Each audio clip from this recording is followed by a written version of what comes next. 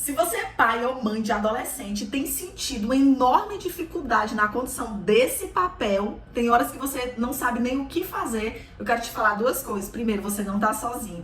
Essa é a angústia da maioria dos pais de adolescente. E segundo, esse vídeo é pra você. Aqui eu vou te falar duas formas que vai te ajudar e muito na tua relação com o teu filho. Bora?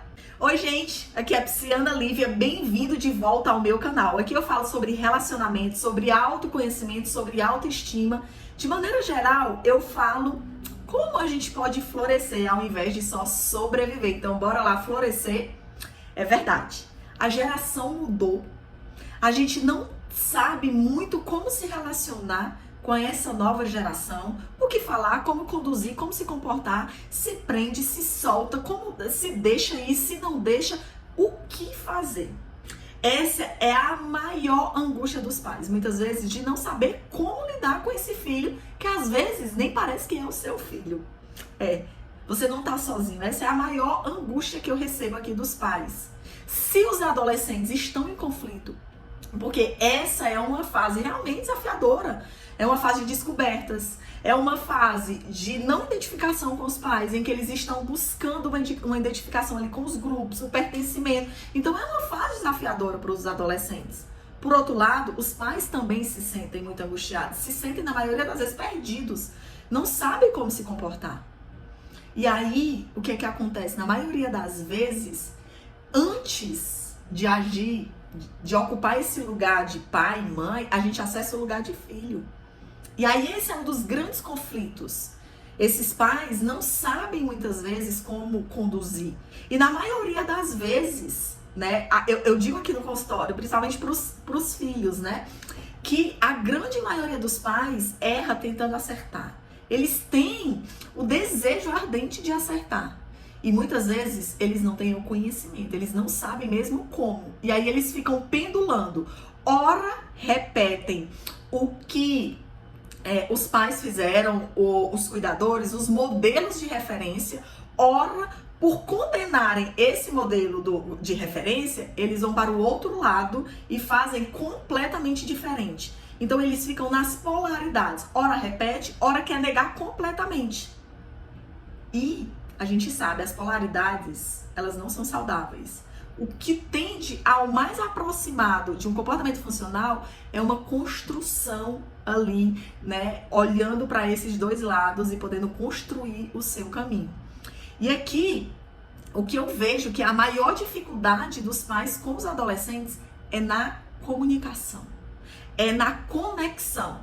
Esse grupo familiar, que ora parece mais estranho do que familiar, eles não conseguem se conectarem, eles não conseguem se ouvir, e aí fica o grande estranhamento entre eles. Então aqui eu quero falar duas dicas que podem ajudar nesse relacionamento que parece tão conflituoso. Primeiro, é preciso conexão. É preciso estar próximo. É preciso estar perto. Quantas e quantas vezes esses adolescentes se sentem desamparados e se sentem soltos, se sentem gerindo a própria vida, quando na verdade eles ainda não têm total competência para isso. É preciso, Lívia, aí por outro lado os pais, mas é preciso dar liberdade, sim. Assim como lá na primeira infância a gente dá escolhas dirigidas, aqui na adolescência, em que o nível de maturidade já é um pouco maior, aqui a gente dá uma liberdade guiada, dirigida, acompanhada. Mas, Lívia, eu não consigo falar, ele não me ouve, eu não consigo nem me conectar, não tem nenhuma conversa. Eu sei, é difícil. E sabe por que é difícil? Porque os mundos são muito diferentes. A gente tem dificuldade de acessar o mundo deles, até a linguagem é diferente. E na maioria das vezes, a gente mais critica, mais julga, do que procura entender, procura saber como é. E como é que eu faço para me conectar? Se interessando pelo que ele se interessa. Indo em busca do que ele gosta. Seja assistindo um filme, seja falando de um personagem, seja falando de uma música, de um cantor, procurando algo ali do universo dele que seja uma ponte de diálogo. A gente não faz assim com os adultos? quando a gente vai se comunicar com os amigos, quando a gente vai se relacionar, a gente não procura pontos de conexão? Assim também é com nossos filhos. Aprendeu muito a lidar desse lugar do acolhimento, da conexão, porque muitas vezes, muitos de nós viemos de uma educação mais autoritária, de cima para baixo, e talvez esse não seja um caminho que a gente consegue, né? Então, assim, como eu consigo? Me interessando pelo que ele se interessa, adentrando ao mundo dele para que ele se sinta compreendido, para que ele se sinta aceito. Então, essa é a primeira dica. Se conecte. E conexão é interesse. Se interesse pelo que ele se interessa, para que essa seja uma ponte de interseção entre vocês, já que são dois mundos completamente diferentes. E a segunda dica, essa vai fazer toda a diferença no teu relacionamento com teu filho, na forma como tu vai se comunicar. E eu diria até que não só do teu filho, mas de uma forma de uma comunicação de relacionamentos geral. É o segundo ponto. Primeiro você escuta para ser ouvido.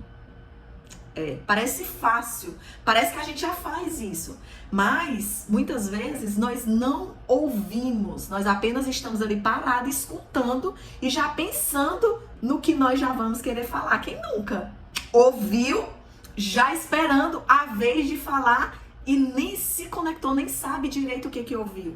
Isso é muito comum, principalmente nesse mundo de urgência, nesse mundo de interesses próprios, de mundos isolados, de pouca conexão. A gente tá só querendo ali expor o que a gente quer, querendo ser ouvido, mas sem ouvir. Então, escute para ser escutado.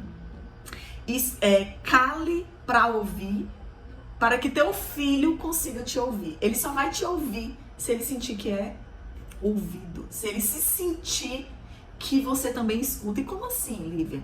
Muitas vezes a gente vai para uma relação, a gente vai para um diálogo, a gente vai para uma conversa já com toda a nossa pauta e só descarregando lá, falando os pontos, que muitas vezes é uma conversa que soa com uma conotação de cobrança. E toda vida que eu me sinto julgado, que eu me sinto criticado, que eu me sinto ameaçado, eu paro de ouvir. Esse é um mecanismo de defesa do cérebro. Quem nunca aqui, quando escutou uma crítica, já parou de ouvir porque passou a pensar em como vai se defender? Quantas vezes eu mesmo já passei por isso na minha vida e tenho escutado relatos aqui no consultório de dizer, mas Lívia, a pessoa nem ouviu, ela já foi se defender. É isso mesmo que acontece. Porque esse é um mecanismo involuntário do cérebro. Quando ele escuta uma crítica, um julgamento, ele entra no mecanismo de defesa, de sobrevivência. Opa, peraí, então ele parou de te ouvir, é verdade. Lívia, mas como é que eu estabeleço uma conversa para que eu escute, mas que depois também ele me escute, mesmo quando eu vá falar de algo que eu preciso corrigir, de algo que não seja tão bom? Então eu só posso falar o que agrada? Não, pelo contrário.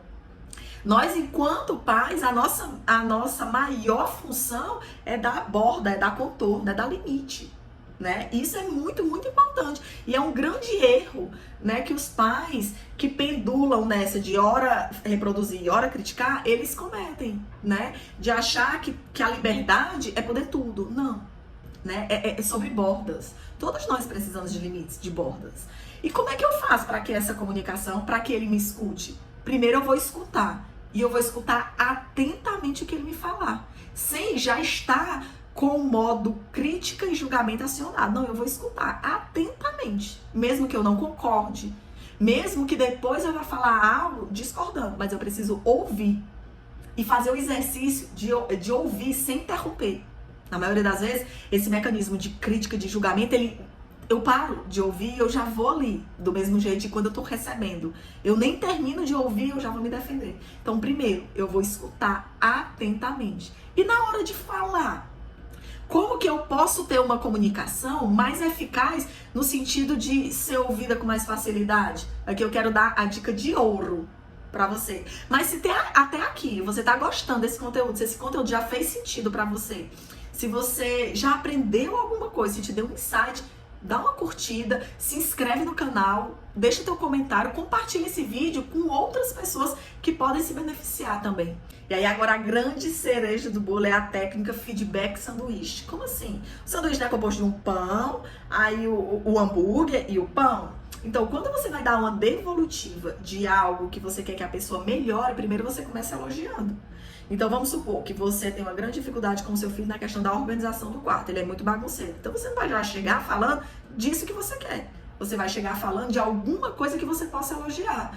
Então, ele é disciplinado, ele é muito estudioso, ele é comprometido, ele participa das atividades de casa. Então, você vai começar falando isso. Nossa, você é tão colaborativo, você colabora tanto com as atividades, você é tão educado, você é tão estudioso, que eu fico pensando que se você se comprometer um pouco mais, ter um zelo maior pelas suas coisas, pelo seu quarto, o quanto isso vai te elevar para um próximo nível. E aí você fecha com mais um elogio que você possa fazer. Essa técnica feedback sanduíche, ela pode melhorar muito a comunicação nos relacionamentos, não só de filhos, mas os relacionamentos interpessoais, profissionais, porque quando eu começo já falando o que eu quero, qual é o primeiro passo? Que a pessoa entende que você já está criticando. Então, qual é o mecanismo? Aciona o mecanismo de defesa, ela para de ouvir. Quando você começa com um elogio, ela para te ouvir, ela te desarma, ela se desarma, e aí ela consegue ouvir o que você tem para ouvir. Isso é garantia? Não, mas há uma grande probabilidade dela aceitar muito mais o que você tem para falar do que só se você chegasse já criticando. Então eu espero que essas duas abordagens aqui, que essas duas técnicas, elas te ajudem a melhorar o teu relacionamento com teus filhos. Deixa aqui nos comentários qual é a maior dificuldade aí no relacionamento com teus filhos. E não esquece, compartilha esse vídeo com o máximo de pessoas que pode se beneficiar. Um beijo da Psi Ana Lívia.